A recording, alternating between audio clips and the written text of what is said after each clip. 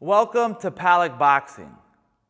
As a Southpaw fighter, one of the things that you may struggle with is, what do you do when you're on the inside with your orthodox fighter? How do you land a few variations of your lead right hand when you're being smothered by your orthodox fighter? That's what we're going to walk through today.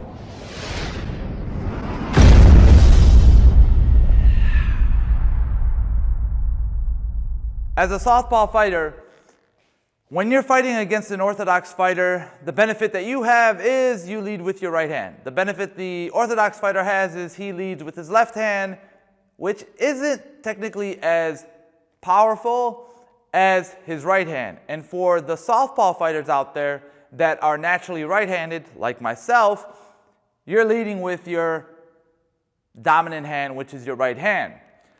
So when you're inside with your orthodox fighter, here are three things that you can do to set up your right hand and to get out the way. And all we're going to work on today is being on the inside, three different things that you can do while you're in the inside with your orthodox fighter using your lead right hand. So a lot of the things that you're going to do when you're working on the bag and you're working by yourself is you need to have an imagination of what is my opponent going to do or what is my opponent doing. So use your imagination as best as you can and imagine that you're really in close with your orthodox fighter. You're trying to move back, but your orthodox fighter keeps closing the distance in on you. So as you're inside with your orthodox fighter, make sure that your hands are up. If you drop your hands, you're exposed. And the other thing that you have to be consciously aware of is if you're leading in with your head, you have a greater chance of getting headbutted by your orthodox fighter or you headbutting your orthodox fighter. And so that's why I like to teach people that when they're in close quarters, their hands are up like this and they're tucked really well. Because if your hands are just like this, you can still take a headbutt from your orthodox fighter, whether it is intentional or unintentional.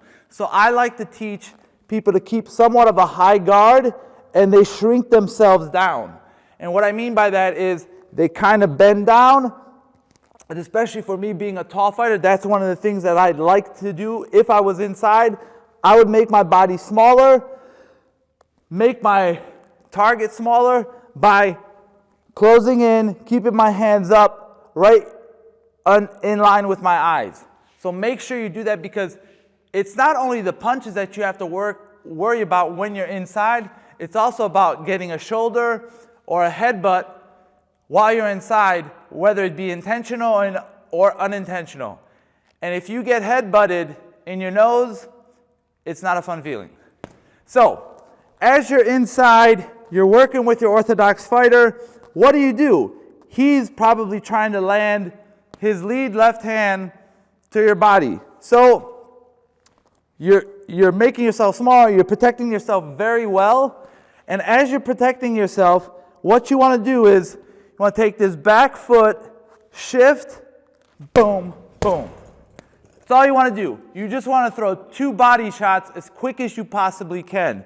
And you do that by, you're in really close, you shift, two body shots. That's all you're doing. You see that I didn't move my front foot that much? And that's the thing is, you have to think of, when you hit the bag's going to move a lot more than your orthodox fighter. Your orthodox fighter is not going to swing that way. So as you are inside, you want to turn, drop, your hand is still here, your left hand is still here, and you want to shoot two really quick body shots or hooks. And one will be really low, one will be a little bit higher. That's it. So that's the first thing you want to learn how to do when you're inside with your orthodox fighter is you want to shift and throw two really quick hooks. And the benefit of that is as you're shifting, you're closing the distance, your hand is up, and then you're twisting and rotating into those two hooks, and getting a lot of force behind them. So that's the first thing you can do against your orthodox fighter as you're inside with your lead right hand. The second thing that you can do is you're still inside, and you're keeping your hands up, you're keeping your orthodox fighter's head away from hitting you. You may be blocking some punches, but what you want to do is you're going to slip again. So you're going to slip, you're going to shoot here, and then you're going to come up top. So you're going to shoot to the body and then come up top. And I'm not throwing a traditional hook upstairs like this. I'm kind of coming down with my hook. And the reason I like to come down with my hook is because I'm in close quarters with my orthodox fighter. I'm shifting here. I'm shooting to the body with the intent of him trying to bring his hand slightly down. And then I want to come down. And the reason I'm coming down with the hook is if his hand is in that way, I want to slightly bring that hand down by coming down with my hook. I'm not throwing it like this because if I just throw it like this, I'm going to hit his glove. If I can slightly come down with that hook and bring his glove down just a little bit and get contact on the side of his head, then it's a beneficial hook for me, especially if I'm in close quarters with my orthodox fighter.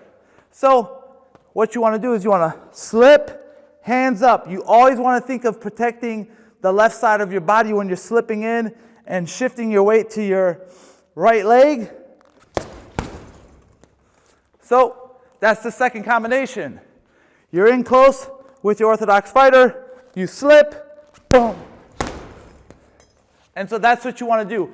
That hook, you want to drive that hook, the first body shot, you want to put a lot of force behind it, but the second one, up top, you want to drive down so you can kind of bring your opponent's hands down with that hook.